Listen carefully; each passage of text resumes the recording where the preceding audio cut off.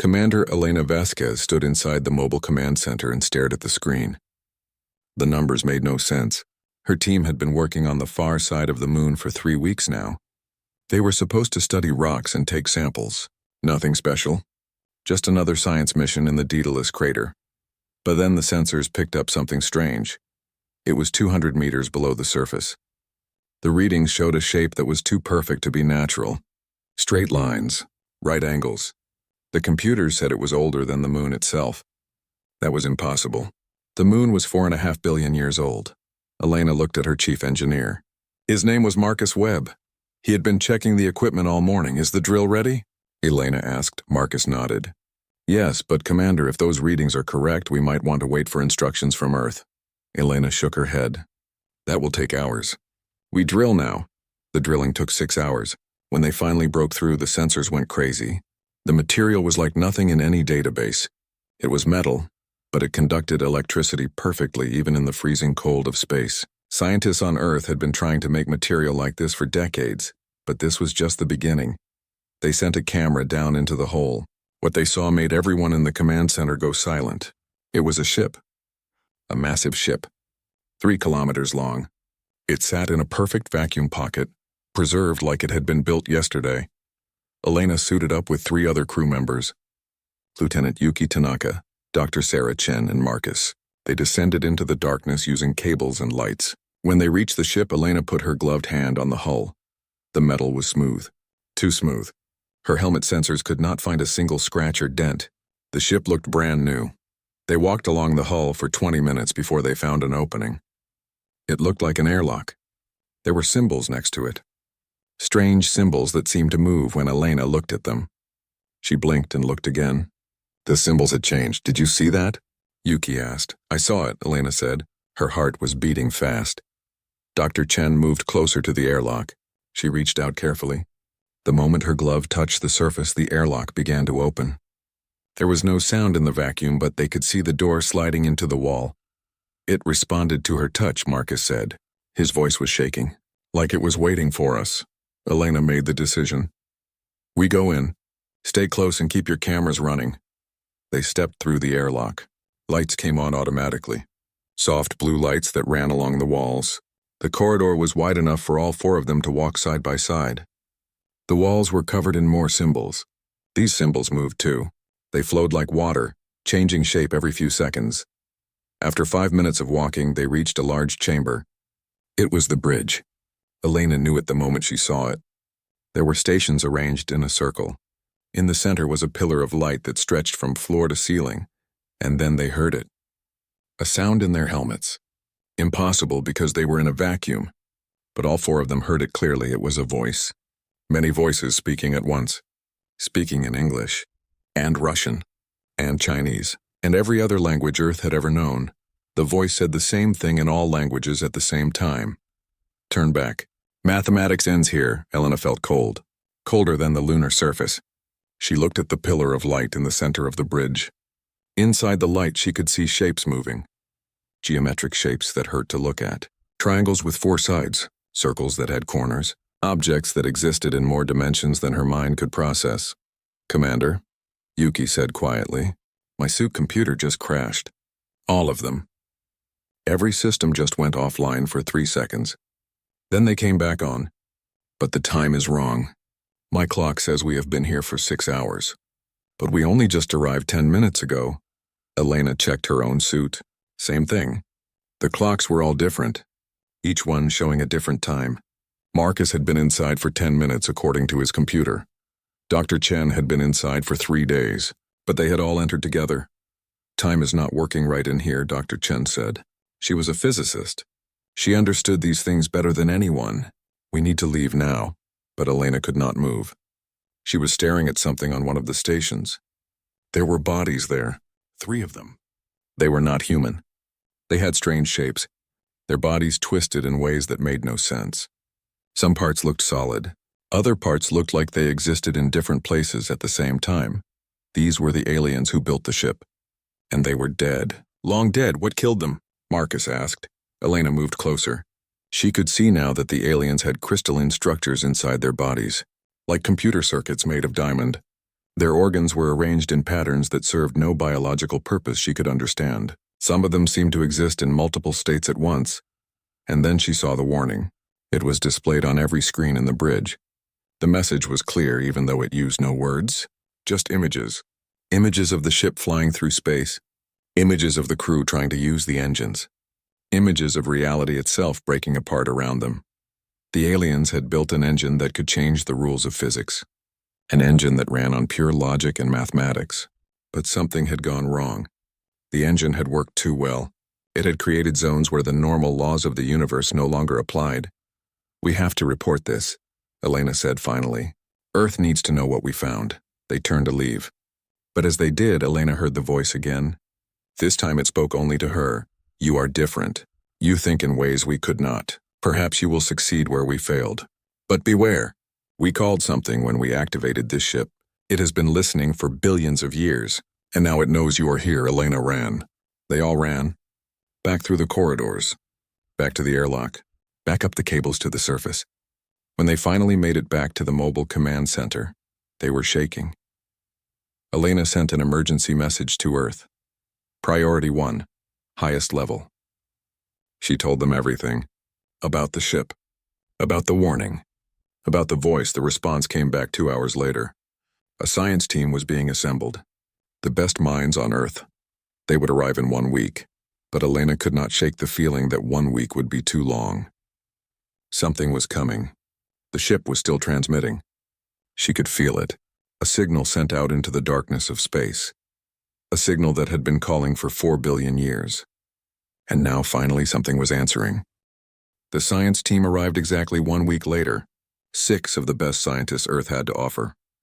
They came on a military transport ship with enough equipment to build a small research station. Dr. James Park was the lead scientist. He was a theoretical physicist who had spent his whole life studying quantum mechanics and space-time. He was 50 years old with gray hair and sharp eyes that missed nothing. Elena met him at the landing site. She shook his hand and saw that he was excited. "Too excited, maybe. Commander Vasquez," he said. "This is the most important discovery in human history. Do you understand that? This changes everything." "I understand it might be dangerous," Elena replied. "Did you read my full report?" "Yes, the warnings. The time anomalies. Very interesting." He smiled. "But we have better equipment now. We will figure out what is happening." Elena was not so sure. But orders were orders. She took Dr. Park and his team down into the excavation site. They brought instruments that Elena had never seen before. Quantum sensors. Gravity detectors. Reality measurement devices. She did not even know such things existed. The scientists set up their equipment around the ship. They worked for 3 days straight, taking readings, running tests, making calculations, but the readings kept contradicting themselves. On day 4, Dr. Park called a meeting in the command center. His face was pale. His hands were shaking slightly. "We have a problem," he said. "A big problem." He brought up images on the main screen. They showed the readings from around the ship. The numbers made no sense. "Look at this," he said, pointing. "This sensor says the ship is moving at 300 meters per second. But this sensor, just 5 meters away, says the ship is completely still. Both readings are correct. Both are happening at the same time. How is that possible?" Marcus asked. "It should not be possible, but it is happening." Dr. Park pulled up more data, and there is more. The gravitational field near the ship core changes depending on who measures it. When Dr. Martinez takes a reading, gravity is normal. When I take the same reading from the same spot, gravity is twice as strong. The ship is somehow responding to the observer. Elena felt a chill run down her spine. What does that mean? It means the ship operates on principles we do not understand. The normal laws of physics do not apply near it. Dr. Park looked around the room. "We found something else. A sealed chamber deep inside the ship. The sensors cannot penetrate it. We need to open it." "No," Elena said immediately. "It is sealed for a reason. We have to know what is inside," Dr. Park argued. "This could be the key to understanding the whole ship." Elena looked at him for a long moment. Then she nodded. "Fine, but I am coming with you. And we do this carefully." They assembled a team of 5 people. Elena, Dr. Park, Yuki, and 2 of the new scientists. They went back down into the ship. This time they went deeper. "Past the bridge." Through corridors that twisted in impossible ways, Elena noticed something strange. The deeper they went, the harder it became to think clearly. Her thoughts felt slow and heavy, like trying to run through water. "Does anyone else feel that?" she asked. "Yes," Yuki said. "My head feels strange, like I am forgetting how to think." Dr. Park checked his instruments. "The quantum field is getting stronger. It is affecting our neural patterns. Our brains are being influenced by the ship." They reached the sealed chamber. It was a round door made of the same strange metal as the rest of the ship. There were no controls, no handles, just a smooth surface with symbols carved into it. Dr. Park placed his hand on the door. Nothing happened. Elena tried next. The door remained closed. Then Yuki stepped forward. The moment she touched the door, it began to open. The chamber beyond was small, maybe 10 meters across, and inside was something that made Elena's stomach turn. It was a sphere, perfectly round, black as space, but it was not sitting on the floor. It was floating in the exact center of the chamber, and around it water was flowing. But the water was flowing upward, against gravity, in a spiral pattern that defied logic. "Impossible," Dr. Park whispered. Elena pulled out a small metal tool from her belt. She tossed it gently toward the sphere. The tool did not fall down. It fell sideways, toward the wall, where it stuck as if the wall were the floor. "Gravity is wrong in here," one of the scientists said. His voice was shaking. "Not just wrong. It is directionally random. Every object experiences gravity in a different direction." Dr. Park was taking readings frantically. "Light is bending wrong too. Look at this. The light from my torch is curving around the sphere in ways that violate the laws of optics. This should not be possible." Yuki stepped closer to the sphere. Elena reached out to stop her, but she was too slow. Yuki walked right up to the edge of the spiral water. She reached out one gloved hand and touched the water. For 3 seconds, nothing happened. Then Yuki screamed. She pulled her hand back and staggered backward. Elena caught her. Yuki was breathing hard. Her eyes were wide with terror. "What happened?" Elena demanded. Yuki looked at her own hand like it belonged to someone else. "I was in there for 3 minutes," she said. "I walked through gardens. I saw cities. I lived an entire life, but it was only 3 seconds out here." Dr. Park checked Yuki's bio readings. His face went white. "Commander, according to these readings, Lieutenant Tanaka has aged 3 days. Her cells show 3 days of aging, but we have only been in this chamber for 5 minutes." Elena grabbed Yuki and pulled her toward the door. "We are leaving, now." They ran back through the corridors, back to the surface. When they reached the command center, Elena ordered a full medical scan of Yuki. The results confirmed what Dr. Park had said. Yuki had aged 3 days and 3 seconds that night. Dr. Park came to find Elena. She was standing outside the command center, looking up at the stars through her helmet visor. "I think I understand what the ship is," he said quietly. Elena turned to look at him. "Tell me." "The aliens did not build a normal engine. They built something that changes reality itself. It runs on logic and mathematics, pure information. It manipulates the fundamental rules that govern the universe." "And it went wrong," Elena said. "Yes, the aliens were logical beings. Everything they did was based on pure reason and mathematics. But when they activated the engine, they created zones where logic itself breaks down, where the rules change, and they could not handle it. Their minds were too rigid, too logical. The illogical zones destroyed them." Elena thought about the alien bodies they had found, the strange shapes, the impossible organs. So they died because they were too smart. Too logical? Exactly. Dr. Park looked at her. "But humans are different. We are not purely logical. We can hold contradictory ideas in our heads. We can believe things that make no sense. We dream, we imagine, we create art. Maybe we can survive in places where logic breaks down because we were never completely logical to begin with." Elena felt a strange hope rise in her chest. "You think we could use this ship?" "Maybe, but there is something else." Dr. Park pulled out a data pad. "I have been analyzing the transmission the ship is sending. It is not random. It is a pattern, a very specific pattern, and it is old. Billions of years old. What is it calling?" Elena asked, though she already knew the answer would frighten her. Dr. Park looked up at the stars. "I do not know, but something is listening. The transmission is being answered. From somewhere at the edge of our solar system, and whatever it is coming here fast. The news spread across Earth like wildfire. An alien ship on the moon. Technology that broke the laws of physics, and something was coming from deep space. 6 nations demanded immediate access to the site. The United States, China, Russia, the European Union, India, Japan, they all wanted to send their own teams, their own scientists, their own military forces.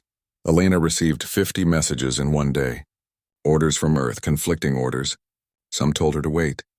Others told her to continue the research. Some told her to destroy the ship before anyone else could study it. She ignored them all. She had a job to do. Dr. Park and his team worked around the clock. They mapped every part of the ship they could reach safely. They studied the alien bodies. They analyzed the transmission. Every day they learned something new. Every day the mystery grew deeper. On day 12, Dr. Park made a breakthrough. He called Elena to his lab. It was cramped and filled with screens and equipment. On the main screen was a rotating image of the ship's core. The black sphere they had found in the chamber. I figured it out, he said. His eyes were red from lack of sleep, but he was smiling. The core is not an engine. Not in the traditional sense. It is a reality editor. What does that mean? Elena asked. It means the aliens were not traveling through space. They were editing the rules of space itself, changing the laws of physics to suit their needs. If they wanted to go somewhere, they did not fly there. They simply changed reality so that they were already there. Elena stared at the image. That is impossible, and we keep saying that. But it is true. Look at this. He pulled up more data. The aliens had crystalline neural structures. Their brains were biological computers that operated on pure logic. They thought in mathematical equations. To them, reality was just another set of rules to be manipulated. But it killed them, Elena said. Yes, because when you edit reality, you create zones where the normal rules do not apply, zones where logic breaks down. The aliens could not handle that. Their minds were too rigid, too dependent on logical thought. When they entered the illogical zones, their consciousness simply unraveled. Dr. Park leaned forward. But humans are different. Our brains are messy. We can believe in God and science at the same time. We can hold contradictory ideas without going insane. We create art that makes no logical sense. We dream impossible dreams. This is our advantage. Elena felt a strange mixture of pride and fear. You think we could survive in the illogical zones because we are already a little bit illogical? Exactly. We evolved to handle paradox and contradiction. It is what makes us creative, what makes us adaptable. The aliens were brilliant, but they were too perfect. Too logical. We are imperfect. And that might save us. Elena sat down. Her mind was racing. What about the thing that is coming? The thing the ship called? Dr. Park's smile faded. That is the problem. I analyzed the transmission more carefully. It is not a distress call. It is a lure, a trap. The aliens built this ship to attract something, and then they planned to destroy it using the reality editor. But they failed. The ship killed them before they could complete the plan. What is it luring? Elena asked quietly. A predator, something that hunts beings who can manipulate reality, something that evolved to consume consciousness that transcends normal logic. Dr. Park pulled up an image on the screen. It was data from the edge of the solar system, and it is almost here. Elena looked at the data. Whatever was coming, it was moving fast. Faster than any spacecraft humanity had ever built. It would reach the moon in less than 3 days. Can we fight it? She asked. With conventional weapons? No, this thing exists in a state of quantum superposition. It is in multiple places at once. Our missiles and lasers would pass right through it. We need to activate the trap the aliens built. Can we do that? Dr. Park hesitated. Maybe, but there is a cost. The reality editor needs a conscious mind to operate it. A human mind. Someone has to go into the core and manually activate the trap, and whoever does it will lose their grip on reality permanently. They will never be able to distinguish what is real from what is not again. Elena stood up. I will do it. No, Dr. Park said immediately. Commander, you are too important. We need you to lead. Then who? Elena demanded. Who else can do it? Before Dr. Park could answer, the alarm went off. Red lights flashed throughout the command center. Elena ran to the main console. The screen showed readings from the deep space sensors. The thing was here. It had arrived 3 days early. Elena pulled up the visual data. What she saw made her blood run cold. It was not a ship. It was a living thing, or something like a living thing. It had no solid form. It was a shimmer in space, a distortion that moved and changed shape constantly, and it was heading straight for the moon. "All personnel, this is Commander Vasquez," Elena said into the communications system. "We have a situation. I need everyone in the command center immediately." This is not a drill. Within minutes, everyone was gathered. 50 people. Scientists, engineers, military personnel, all of them looking at the screens with growing fear. Elena explained the situation quickly. "The predator, the trap. The cost of activation, I need a volunteer," she said. "Someone to operate the reality editor. Someone to activate the trap.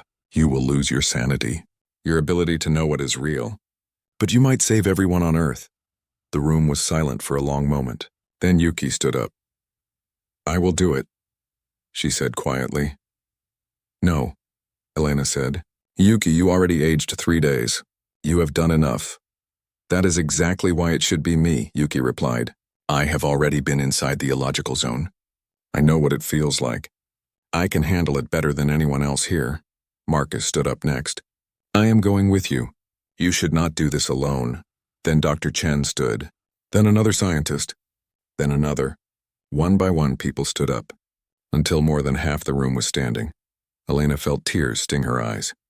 "You do not all need to go. One person can operate it. But together we are stronger," Yuki said. "That is what makes us human. We cooperate.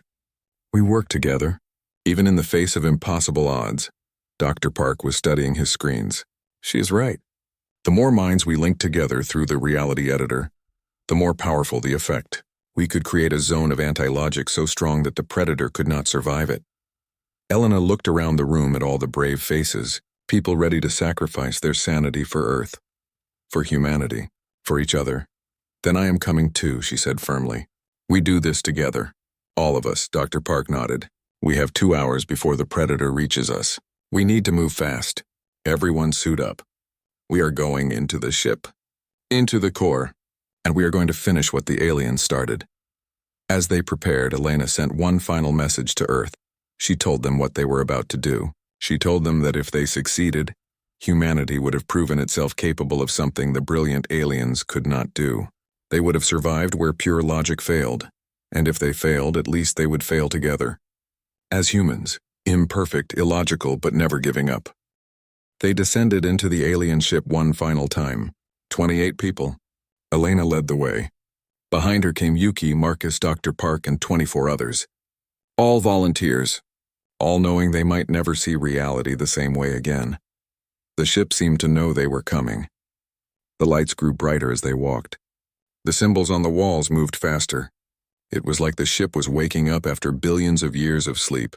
They reached the chamber with the black sphere. The water was still flowing upward in impossible spirals. The gravity was still wrong. But now Elena could see something else. Threads of light connecting the sphere to the walls, to the ceiling, to everything around it. "Those are quantum entanglement lines," Dr. Park said quietly. "The sphere is connected to every part of the ship. When we activate it, the whole ship becomes part of the reality editor." Elena turned to face the group. "This is it. Last chance to back out. No one will think less of you." No one moved. No one spoke. They all just stood there, ready. Elena nodded. "Then let us finish this." They formed a circle around the sphere. Dr. Park had explained the process during the preparation. They would each place their hands on the sphere. Their minds would link together through the quantum field.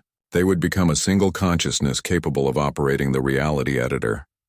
Elena was the first to touch the sphere. The moment her gloved hand made contact, she felt something rush into her mind. It was like falling and flying at the same time, like being everywhere and nowhere. Her thoughts expanded outward, touching the thoughts of the person next to her. One by one, the others joined the link. Elena could feel each person as they connected. Yuki's determination, Marcus's loyalty, Dr. Park's brilliant mind.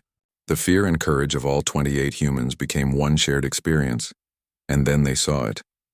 The predator. Through the quantum link, they could perceive things outside the ship. They saw the creature approaching the moon. It was huge, bigger than a city. It shifted and changed with every moment. Sometimes it looked like a storm of energy, sometimes like a living shadow. sometimes like nothing at all. It fed on consciousness, on minds that could think beyond normal limits. It had hunted beings like the aliens across the galaxy for millions of years, and now it had found a new meal, the alien ship.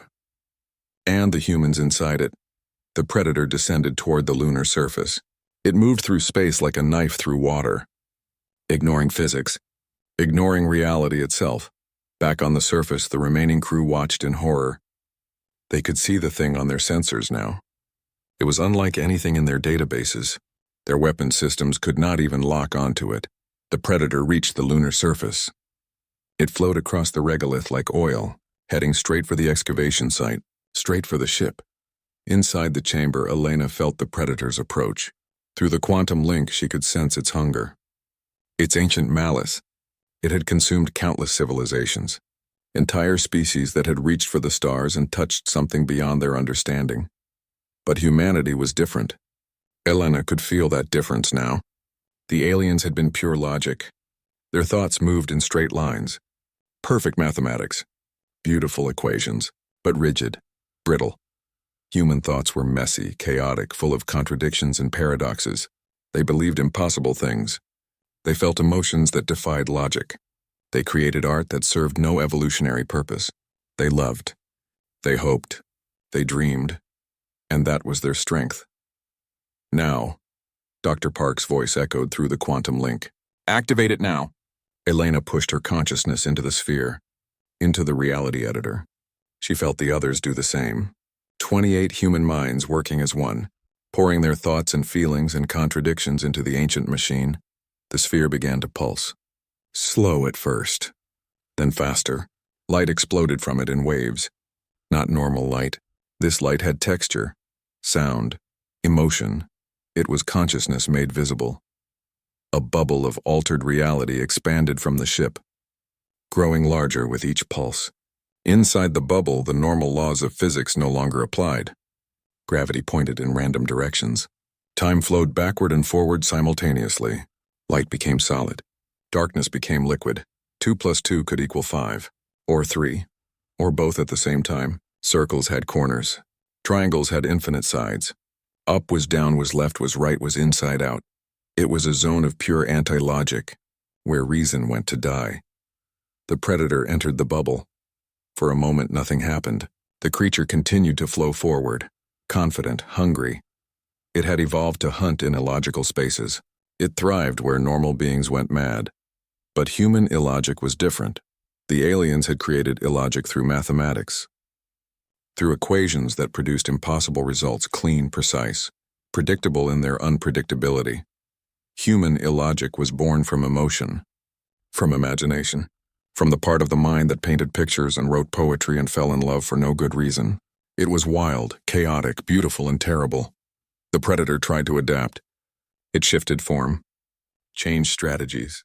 But everywhere it turned, it found new contradictions, new impossibilities that made no sense even by the standards of illogic.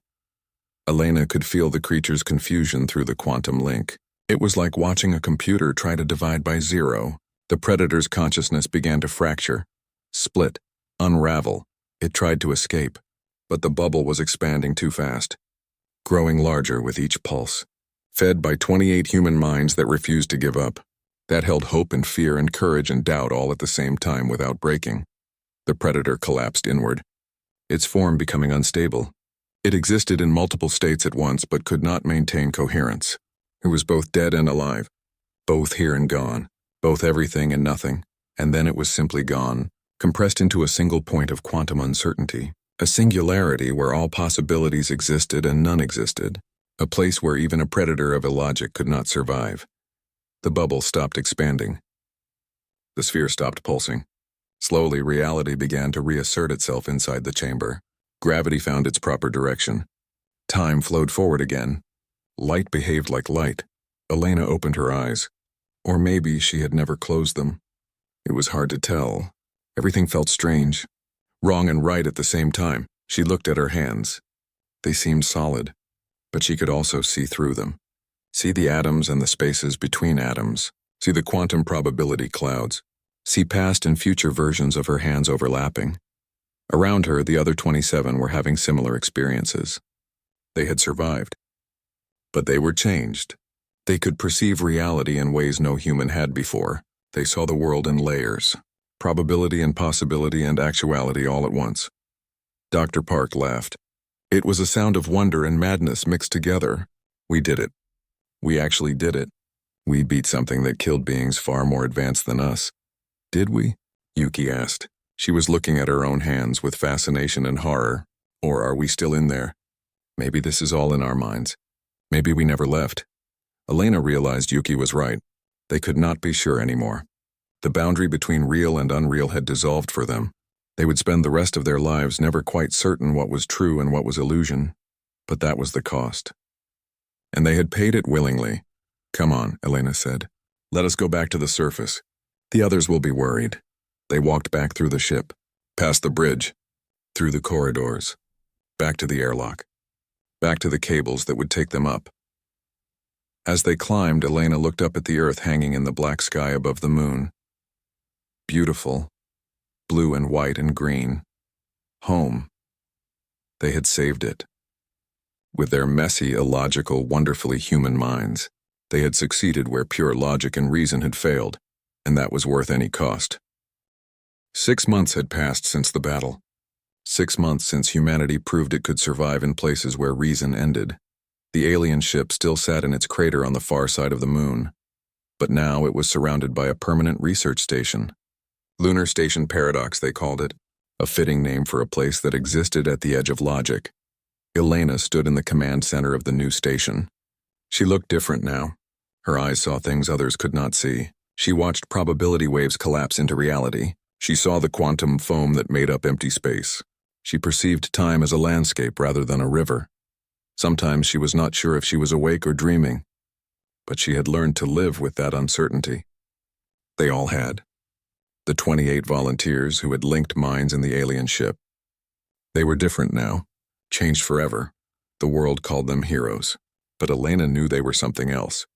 They were the first humans to step beyond the boundaries of normal consciousness. The first to touch something that transcended pure reason, and they would not be the last. Dr. Park entered the command center.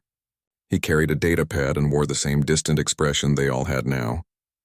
The look of someone seeing multiple realities at once. We decoded another message from the alien database, he said. You need to see this. Elena took the pad. The message was written in symbols that shifted and changed, but she could read them now. Her altered perception allowed her to see the meaning behind the transformations. The message was a warning. A final warning from the aliens who had built the ship billions of years ago. It said, if you are reading this, you have survived the first test. You have defeated the devourer of logic, but know this, it was only one of many. The universe is full of predators that hunt at the boundaries of reason. You have announced your presence to all of them. Others will come. You must be ready. Elena looked up at Dr. Park. Others will come. He nodded. That is what it says. The alien species encountered many of these creatures. They built this ship as a defense, a weapon to fight things that normal weapons could not touch. And now we have inherited that responsibility. Elena walked to the window. Through the reinforced glass, she could see the alien ship below. It gleamed in the harsh sunlight. Still mysterious, still dangerous, still full of secrets. We need to prepare, she said quietly. If more of those things are coming, Earth needs to be ready. I have been thinking about that, Dr. Park said. We cannot train everyone to do what we did. The process changes you too much. But we can train special teams, people who have the right kind of minds. What kind of minds? Elena asked. People with high tolerance for cognitive dissonance, artists, philosophers, dreamers, people whose minds naturally work in ways that are not purely logical, people who can hold contradictory ideas without going insane. Elena thought about that. It made sense. The aliens had failed because they were too logical, too rigid in their thinking, but humans had succeeded because they were comfortable with paradox, with uncertainty, with believing impossible things. We should call it the Illogic Corps, she said. A military unit trained to fight at the boundaries where reason ends. Dr. Park smiled. I like that. The Illogic Corps, defenders of reality itself. Over the next few months, the plan took shape. Earth governments agreed to fund the project. They had seen what the Predator could do. They understood the threat. Humanity needed guardians who could stand at the threshold where physics broke down and madness began. The recruitment process was unusual. They did not look for soldiers. They looked for people who thought differently. A painter who saw colors that did not exist. A mathematician who dreamed in equations that made no sense. A poet who wrote in languages she invented. A musician who heard symphonies in the static between radio stations. These were the people who could survive contact with the illogical zones. These were the ones who could fight monsters that lived beyond reason. The first class of the Illogic Corps graduated 1 year after the discovery of the alien ship. 50 men and women from 20 different countries.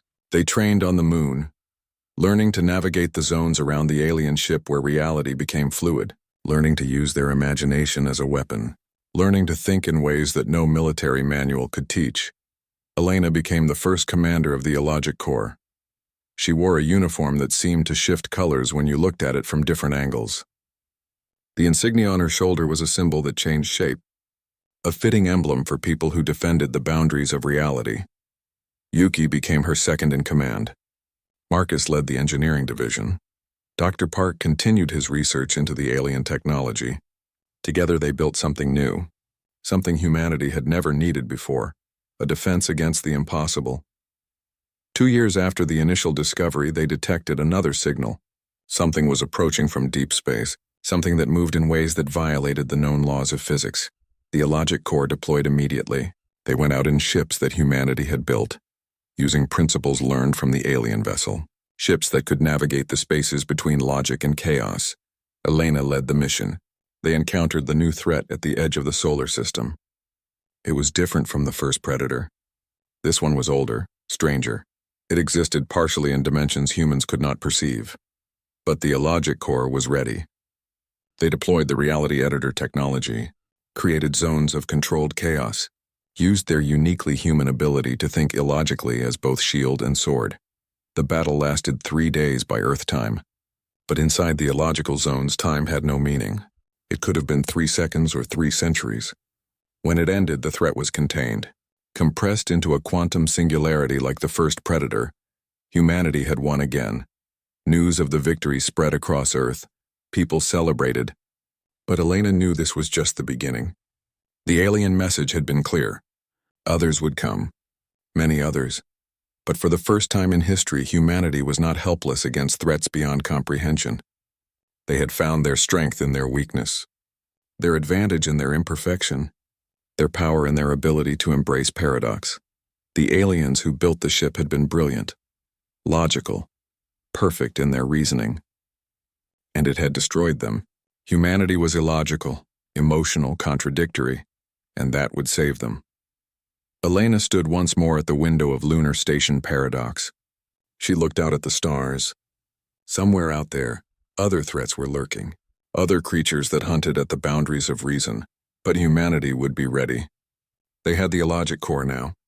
They had learned to weaponize their imagination, to turn their creativity into a shield against the incomprehensible. She thought about the journey that had brought them here.